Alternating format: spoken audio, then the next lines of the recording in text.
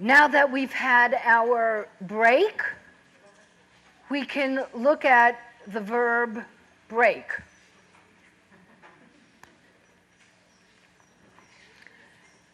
Since we're talking about hitting and breaking, and earlier this morning we looked at hit, now we're going to look at break.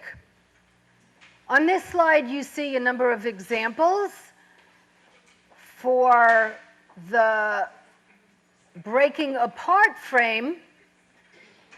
One of the frames that FrameNet has already defined, which Fillmore talks about in the 1970 article, albeit not using the terminology of frame semantics.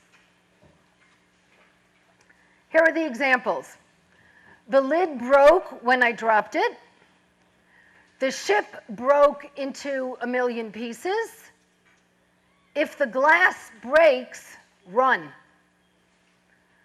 DNA strands break apart easily. Let's look at some other LUs in this frame.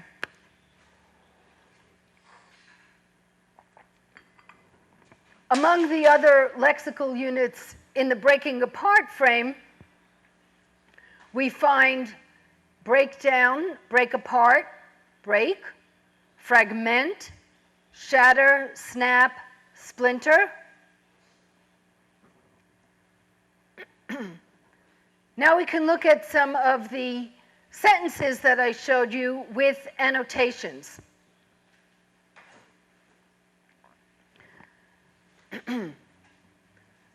The lid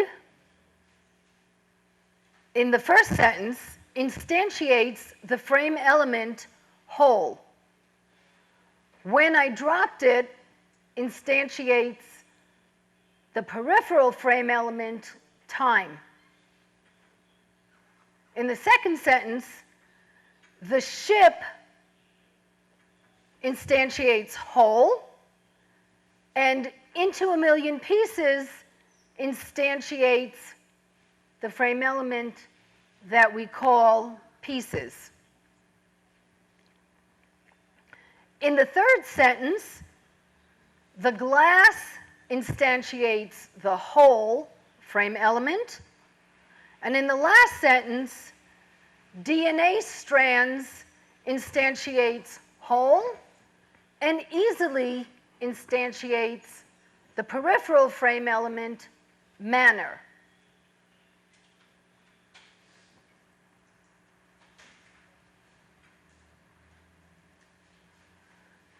Let's look at the valence of the verb break in the breaking apart frame. This is a pretty straightforward frame. It's not that difficult to characterize.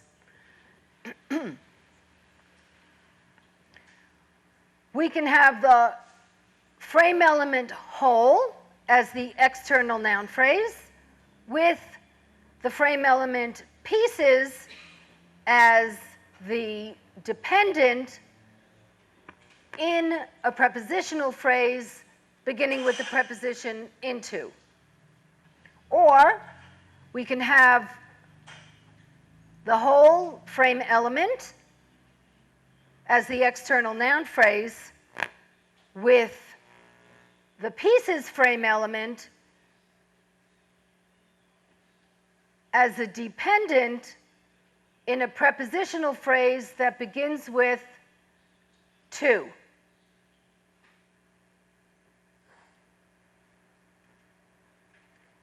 Here's how we define breaking apart.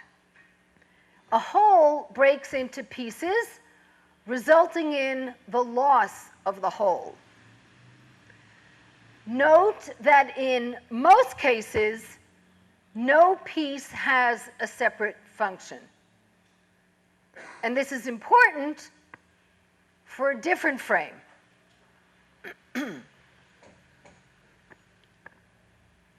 Our core frame elements in this frame are whole, which identifies the entity that goes into pieces which are not necessarily definable subparts prior to the breaking. Some of the possible peripheral frame elements are time and place, as is true for all event frames. And a possible extra-thematic frame element is result. Now let's look at the cause-to-fragment frame, for which I've provided some examples on this slide.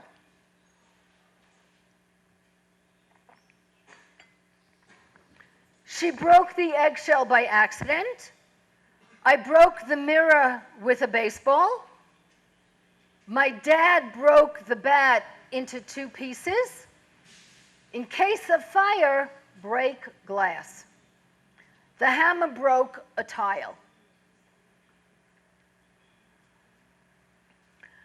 Some of the other lexical units in the cause-to-fragment frame are break, chip, cleave, fragment, rip, shatter, smash, split, take apart.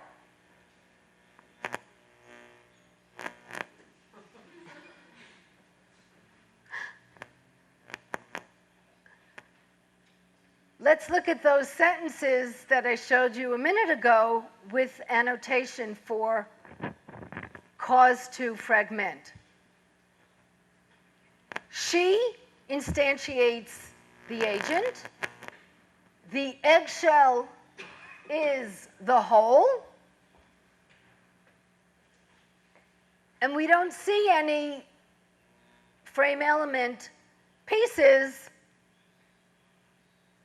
but if you were actually doing this annotation, you would include it as null instantiation. The next sentence, I broke the mirror with a baseball, again, in subject position. We have the agent I, the mirror, the object noun phrase mirror, the mirror instantiates the core frame element whole, and with a baseball is the instrument. My dad broke the bat into 2 halves.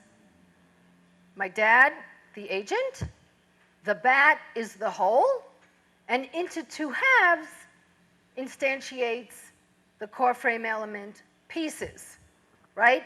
Notice the difference between that sentence and the first one. In the first sentence, pieces is a null instantiation. In the third sentence, into 2 halves instantiates pieces. In case of fire, break glass. Glass instantiates whole.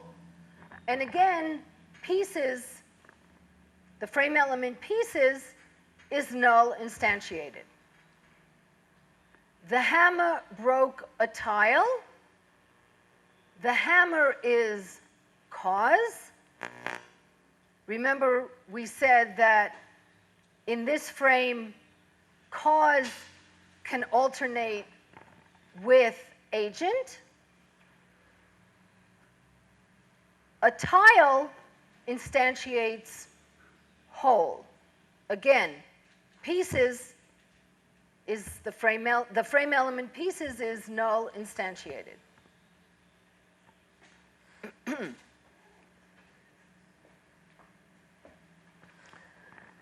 Let's look at valence, the valence description for break in the cause-to-fragment frame.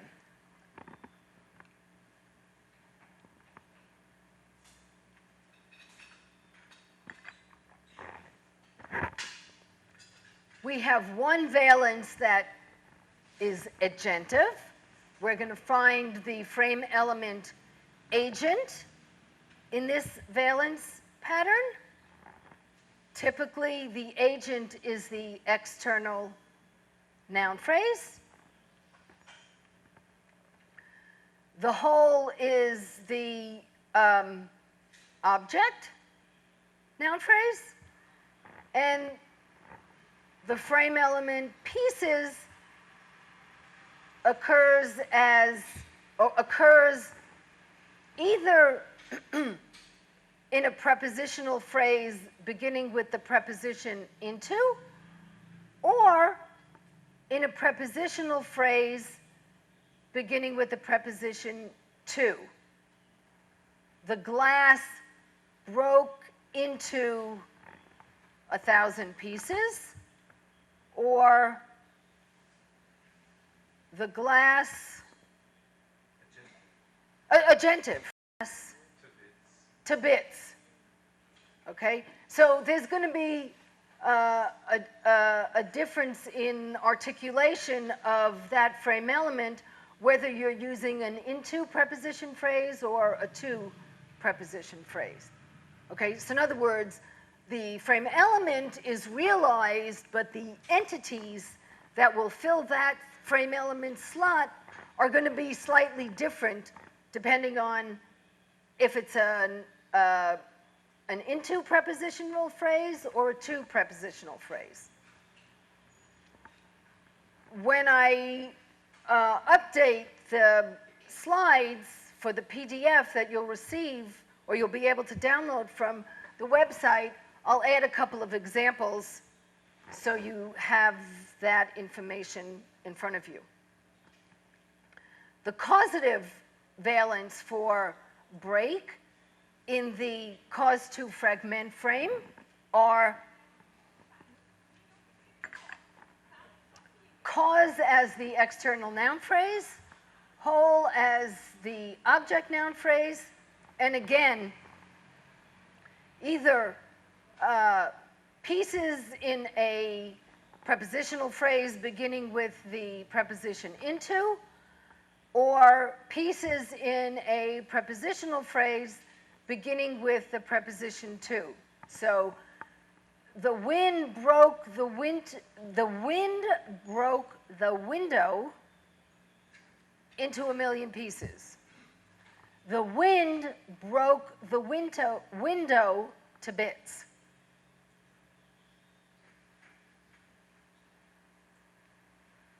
I wonder actually, though, if to bits is not. We'll talk about it. Yeah, it's kind of fixed. It's not completely idiomatic. Right. It's somewhat idiomatic. There we go. Let's look at the frame definition for cause to fragment. An agent suddenly and often violently separates the whole patient into 2 or more smaller pieces, resulting in the whole patient no longer existing as such.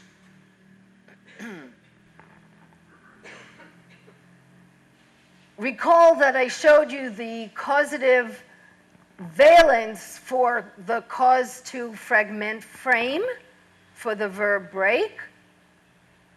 That, of course, is part of the full frame definition, though not listed here. Note that this frame requires knowing how FrameNet implements semantic types. Later this week, Michael will discuss semantic types.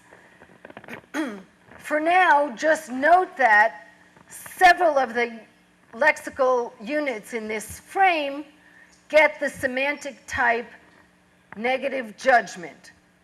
That semantic type indicates that the fragmentation is necessarily judged as injurious to the original. That would be words like smash. Exactly. So smash is a good example of that. Michael smashed the mirror into smithereens. That's bad for the mirror. A mirror is no longer functional if it's smithereens. Michael smashed the mirror to bits. Okay? So the notion is that some of the verbs, not all of them, include the idea that you've damaged the whole to such an extent that it no longer functions. So that's an injury. You've caused sufficient harm for it to no longer function well. Okay? The core frame elements for cause to fragment are, of course, the agent. And that frame element identifies the conscious entity, usually a person, that performs the intentional action resulting in the whole patient being broken into pieces. So note that here you need an entity who acts intentionally to cause the damage that results in the pieces rendering the original whole no longer functioning. The whole patient is the entity that the agent destroys and that ends up broken into pieces. The pieces, of course, the frame element pieces, of course, identifies the fragments of the whole patient that result from the agent's action.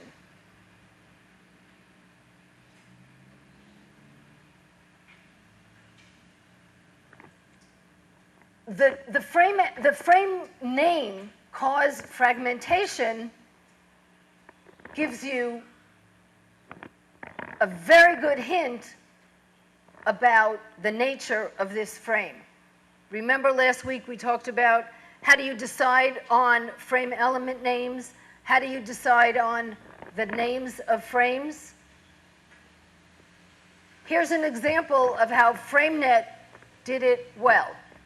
Cause fragmentation, you're causing, an agent causes a whole to become fragments, cause fragmentation. Some of the possible peripheral frame elements for this frame are time and place, as is always the case with event frames. An extra thematic frame element in this frame is what we call subregion. And that frame element identifies the part of the whole patient which is directly affected by the breakage.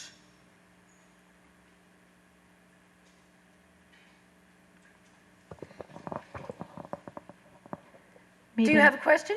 I do. The previous frame? The previous slide? Exactly. Okay.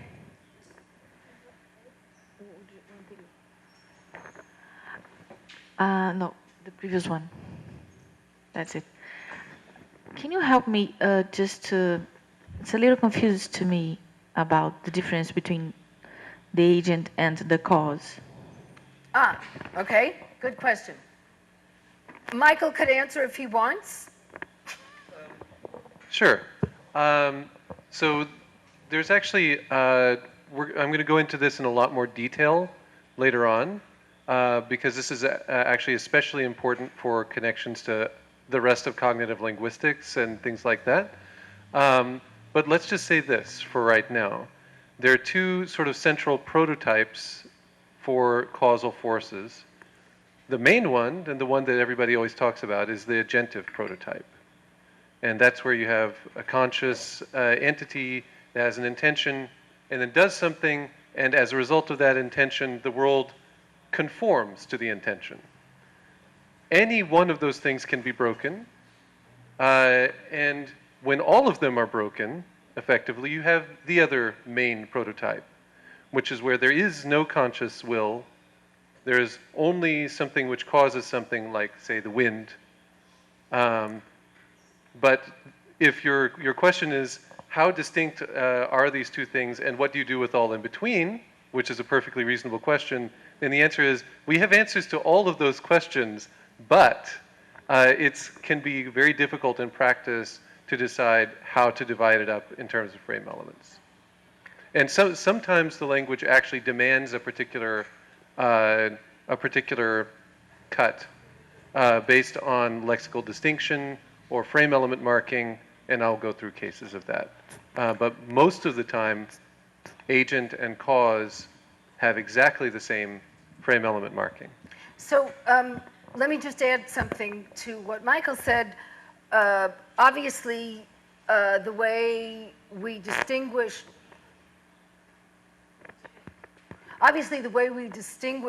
cause from agent in the frames where cause and agent alternate bears on cognitive linguistics.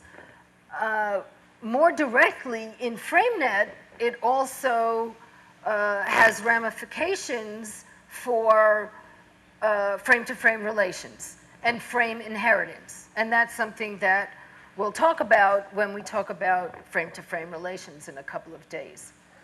Yep? But I have this, because when, at least, I don't know if it's a question of how it works in Portuguese, but when you say that the agent is willing to do so, for instance, to break. It's not just willing, like it's not just willing, consciously and intentionally. But if I break unintentionally, will I become a cause because of that? Do you understand my question? So, okay, you know what? That's a more subtle question, which I think we should address after we have reviewed more of the subtleties of the FrameNet apparatus. Okay?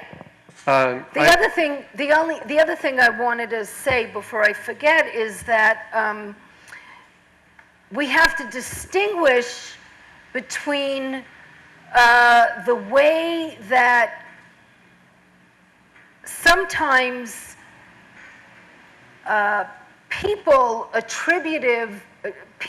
human beings attribute agency to non-agentive entities. So, for example, people, just because they're people, may attribute agency to the wind, even though as analysts of the language, we have to step back and say, no, the wind is not an agent. That's how people understand the wind doing things. They make the connection between the wind doing something and a human agent doing something. So, attributing agency to a non-agentive entity may help human beings understand the world, but that's different from what the language is doing, right? Okay, so that's another important distinction. Yeah, Michael. Just one last coda to this, just to clarify, and it may answer your question. I think it does. So one thing we left out here for simplicity's sake is the instrument frame element. Right. So one thing you can notice, even within this frame, which in most ways sorts causes and agents together, you should notice that the instrument frame element is not possible, certainly not in English, marked with and I imagine the instrument frame element marked with com in Portuguese will only be possible when there's actual intention going on. Right. So if I accidentally break a cup, there's nothing I can list that's with, so I can't accidentally break a cup with a hammer. Right, so in other words, as soon as you have an instrument, by definition, there's an agent. And that's a distinguishing characteristic from those sentences that instantiate cause. You can't say the wind broke the window with a tree branch, right? You see the difference? Okay, so those are some of the finer details which I didn't want to present here because we have a ton of information, right? And there's only so much we could do at once. And I also want to make sure that we have time to talk about the exercise that you have for homework. Okay? Okay, so how do we distinguish between the breaking apart frame and the cause to fragment frame? Here are two canonical examples. My dad broke the bat into pieces. As an example of break in the cause to fragment frame. The ship broke into a million pieces. An example of break in the breaking apart frame. Notice that break is a transitive verb in the cause to fragment frame. It's an intransitive verb in the breaking apart frame. The breaking apart frame is the inchoative of the cause to fragment frame. When we talk about frame-to-frame relations later this week, we'll learn more about the relation inchoative of.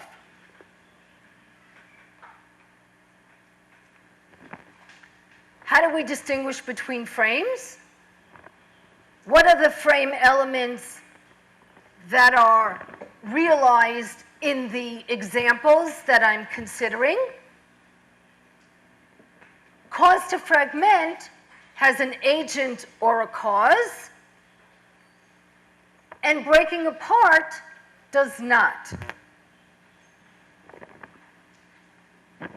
There are different lexical units as frame members of the different frames. Cause to fragment has the lexical unit smash. You can say he smashed the vase into a million pieces. You cannot say the vase smashed into a million pieces. Okay? Because we have different frame elements, clearly we're going to have different valence description for the lexical units in cause to fragment compared with the lexical units in breaking apart.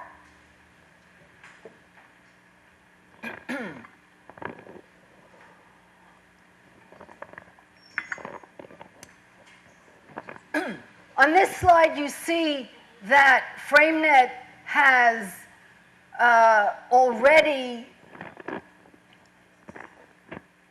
7 different break lemmas, and only 2 of the frames that FrameNet has defined cover the breaking that Fillmore described in the grammar of hitting and breaking article. In particular, cause to fragment and breaking apart, the 2 that I've gone into some detail for you here. Notice that breaking off is not in Fillmore. He broke the handle off the Teacup. He broke the handle off the teacup, right? So the handle is a separate piece from the original whole. And neither FrameNet nor Fillmore 1970 have cause to break off. So FrameNet has yet to define cause to break off as a frame. And that frame or that scenario was not included in the grammar of hitting and breaking article that you read. We know we need that frame. And I think by now, Fillmore knows he needed that frame.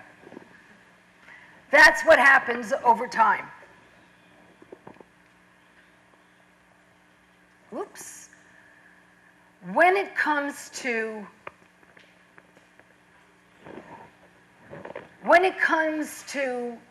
creating frames, dividing up senses,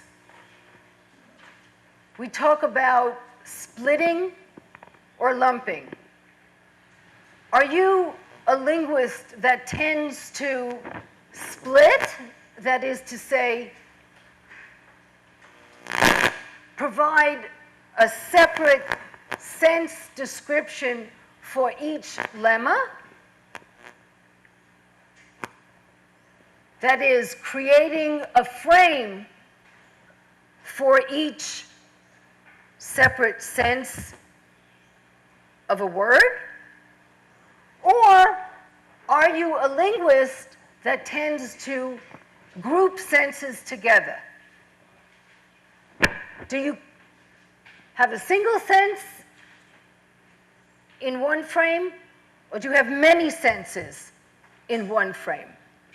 FrameNet is at the splitting end. Okay? In no small way, thanks to Michael.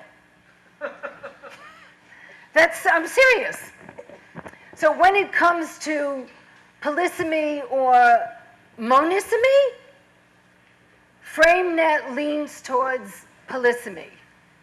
We divide words into separate senses. And there are different theoretical considerations that come into play. Yes?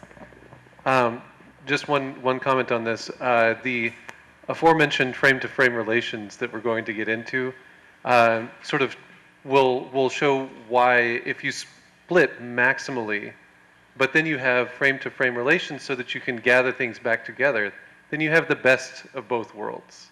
That's really what we're hoping for here. So that even if you were a lumper, there are many different kinds of ways you could be a lumper. And if you split maximally and have all the relations there, then you can lump any of the ways that you wanted to in the first place. Thank you. So before we go on to talk about the assignment for tomorrow, I want to point you to another very interesting article by Fillmore on verbs of judging, in a certain sense quite similar to the grammar of hitting and breaking.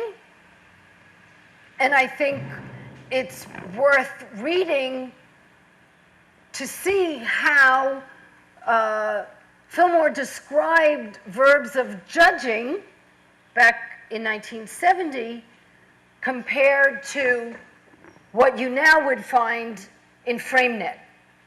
I'm interested in these things because I'm interested in intellectual history to some extent, and in particular, the history of the frame idea as it manifests in linguistics, in particular lexical semantics.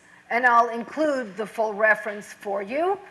I may even be able to give Tiago a PDF that you can have access to as well. So now, we are going to talk for a few minutes about the exercise you have. The documents that you will use will be made available on the course website. You'll download them, and you can work with them.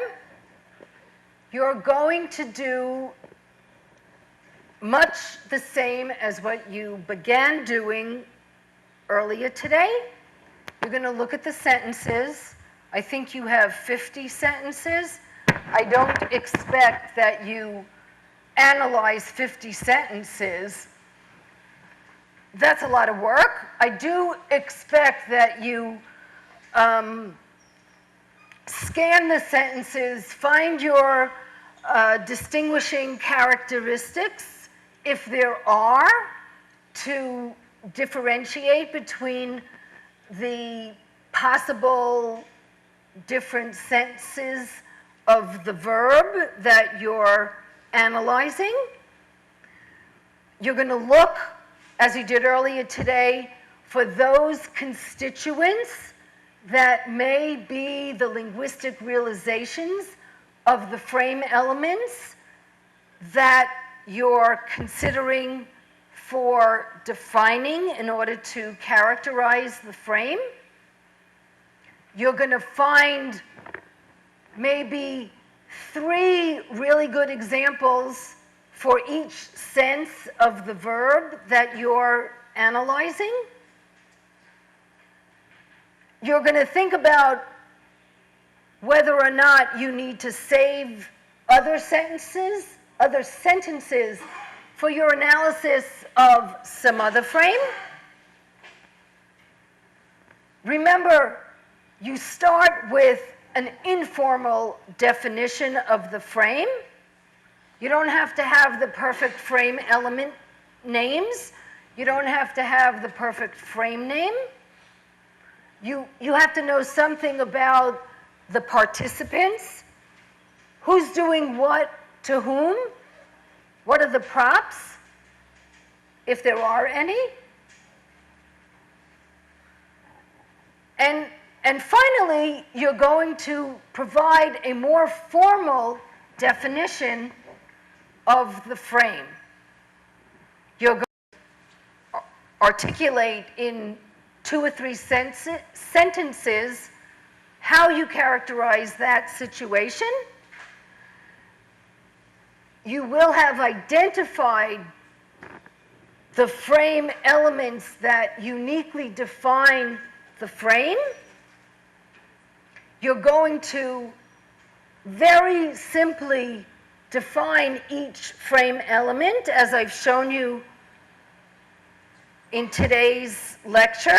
It doesn't have to be a long, elaborate, beautifully written sentence. It needs to capture the essence of what that frame element role is. The entity that does something. The entity that is affected. Language of that sort.